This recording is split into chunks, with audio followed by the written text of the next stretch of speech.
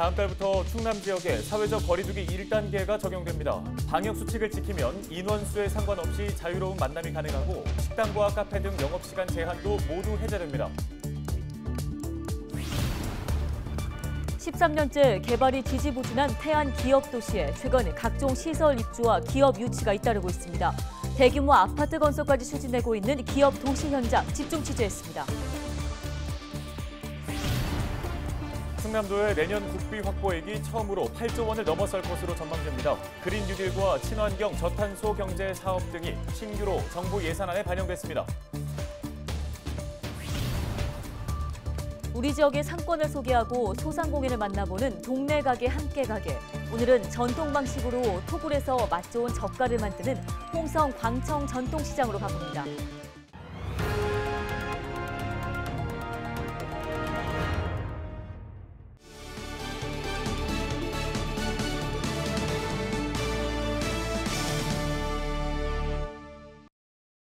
여러분 안녕하십니까? 헬로티비 뉴스입니다. 주말 사이 충남에서 코로나19 확진자 32명이 발생했습니다. 방역당국은 26일 24명, 27일 8명이 각각 확진 판정을 받았다고 밝혔습니다.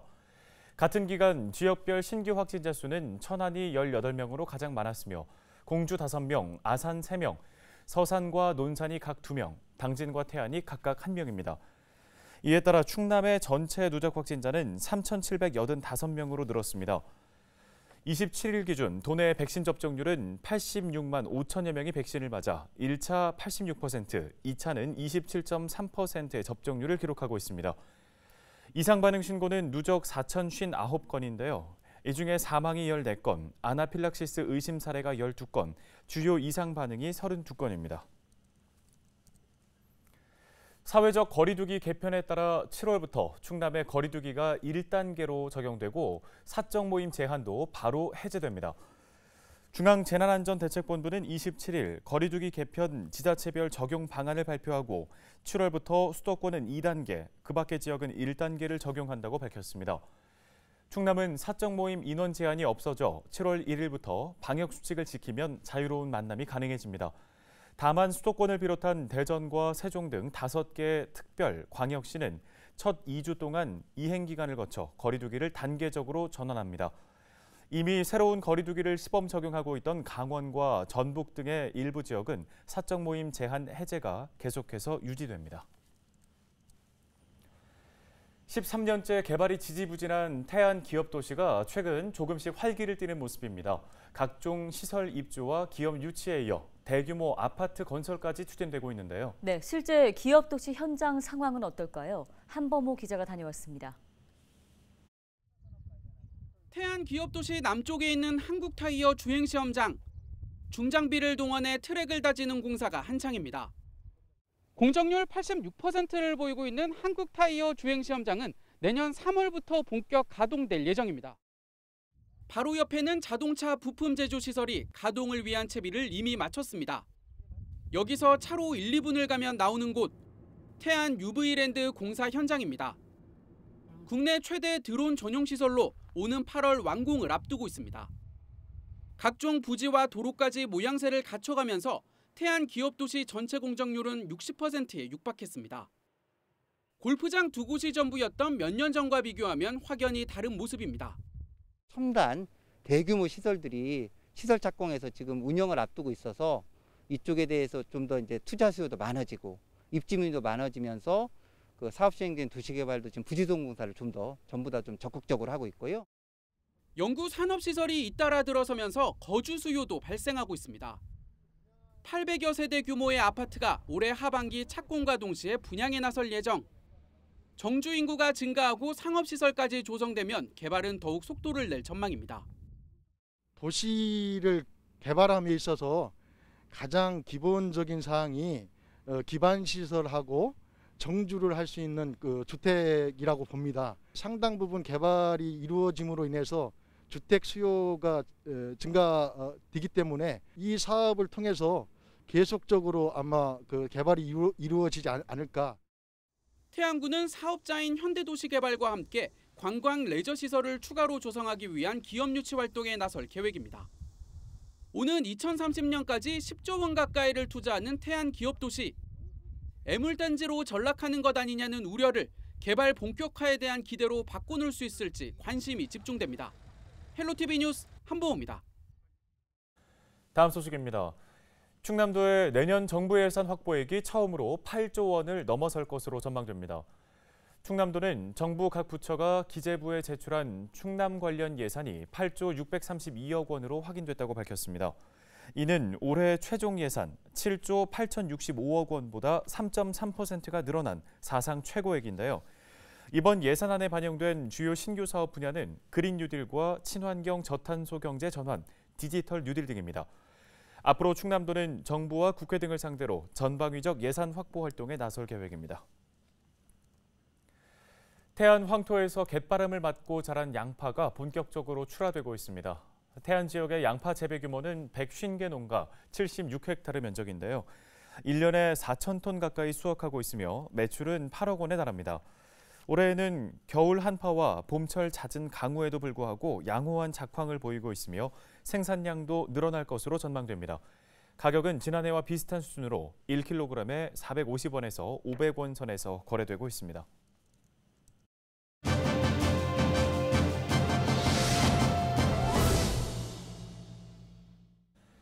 지역 주민들이 주도적으로 참여하는 다양한 공익활동의 중요성이 커지고 있습니다.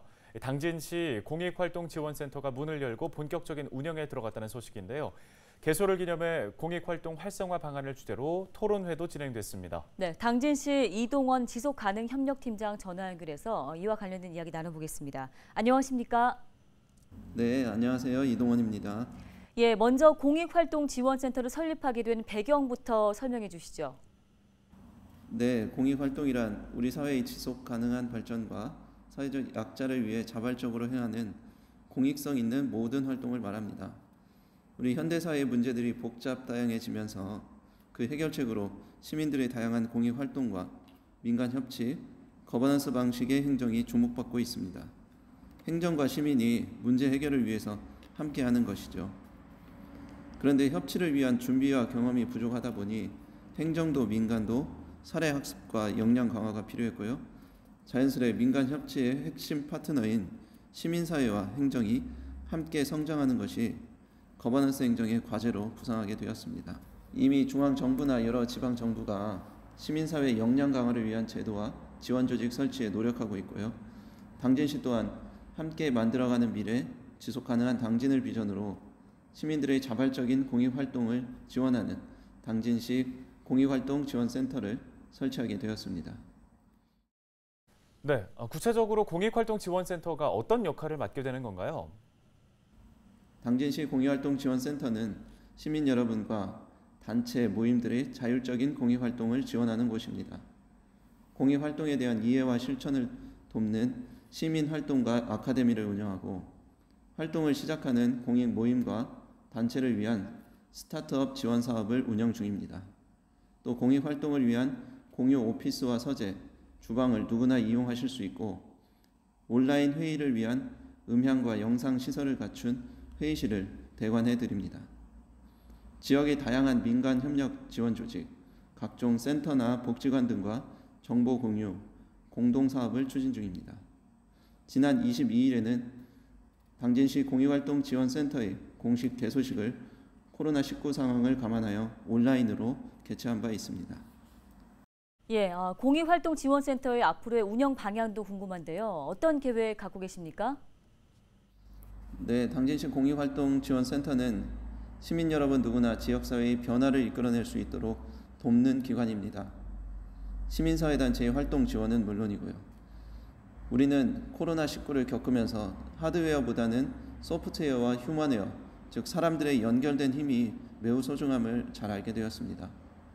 공익활동지원센터를 통해서 지역 문제 해결을 위한 모임과 소통이 활발해지고 우리 지역 당진의 변화를 이끌어가는 혁신가이자 선구자들을 키우는 공간이 되길 바라봅니다. 네, 관련 도움 말씀 잘 들었습니다. 지금까지 당진시 지속가능협력팀 이동원 팀장이었습니다.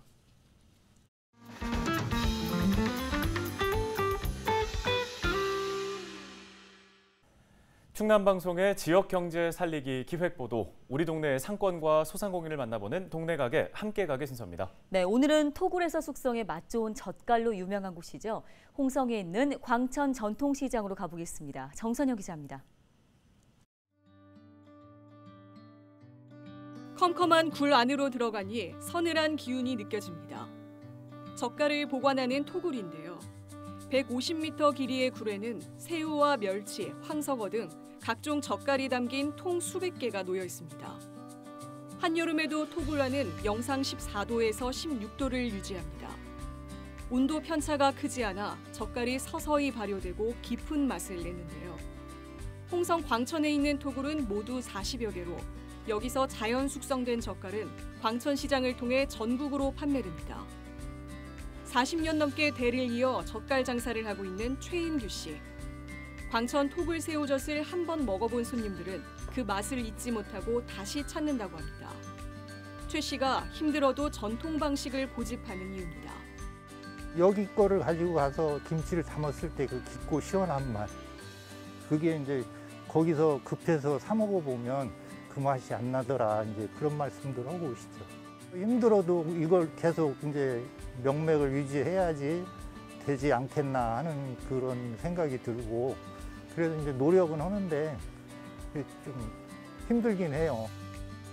홍성 광천은 서해안 새우잡이 배들이 몰려 고려시대부터 장터가 섰다는 기록이 있을 만큼 깊은 역사를 자랑합니다. 30여 년 전 포구는 사라졌지만 새우젓 산지의 명성은 여전히 이어가고 있습니다. 현재 광천 전통시장에 있는 점포는 170여 개로 상인 370명이 젓갈과 김 등을 판매하고 있습니다. 해마다 10월엔 김장철을 앞두고 광천 토굴 새우젓 광천 김 대축제가 열리는데요. 코로나19 여파로 지난해엔 축제가 취소됐습니다. 시장 매출이 평년보다 40% 이상 떨어진 데다 어획량 감소로 새우젓 가격까지 폭등해 상인들의 어려움이 가중됐는데요. 다행히 올해는 거리두기 완화로 축제 개최 가능성도 높아지고 있고 어획량이 늘면서 가격도 안정화될 것으로 기대됩니다.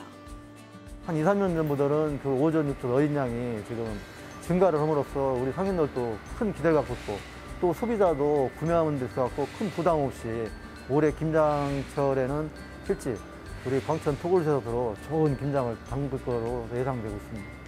올해 코로나19 관련해갖고 백신 접종으로 해갖고 좀 사회적 거리두기가 완화되고 하면은 가족 단위 또는 그 고객님들이 많이 찾으실 거로 생각하고 있습니다. 짭짤한 젓갈 한 입이 달콤한 행복을 주는 홍성 광천 전통시장. 동네에서의 소비가 지역 경제를 살립니다. 동네 가게 함께 가게. 헬로티비 뉴스 정선영입니다.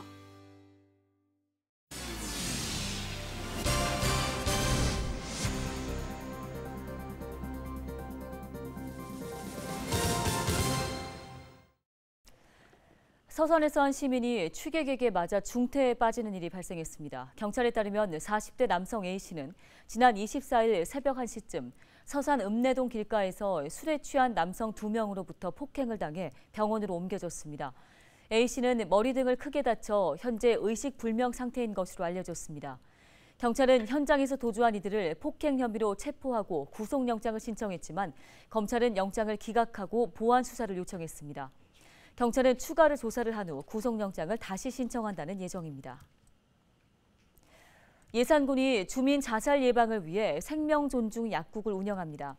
예산군 보건소는 31개 생명존중 약국을 지정하고 약사를 생명지킴이로 위촉했습니다. 약국에는 마음 검사지가 비치됐으며 방문자 누구나 우울 선별 검사를 할 수 있습니다. 검사를 통해 자살 고위험군이 의심될 경우 보건소와 연계해 정신건강 상담과 치료를 받을 수 있습니다. 무장하지 않았다는 걸 보여주기 위해 오른손을 마주 잡았다는 데에서 유래했다는 악수. 요즘에는 코로나 때문에 악수 대신 주먹이나 팔꿈치를 부딪히는 인사 많이들 하실 텐데요. 네, 그런데 아예 신체 접촉 없이 2m 거리를 지키면서 눈짓으로만 인사를 하자는 캠페인도 있습니다. 국민건강보험공단의 악수 대신 목례 캠페인인데요. 말 없이 고개만 숙이는 목례도 좋을 것 같습니다. 네, 오늘부터는 저희도 악수 대신 목례나 묵례로 인사하겠습니다. 뉴스 마치겠습니다. 고맙습니다.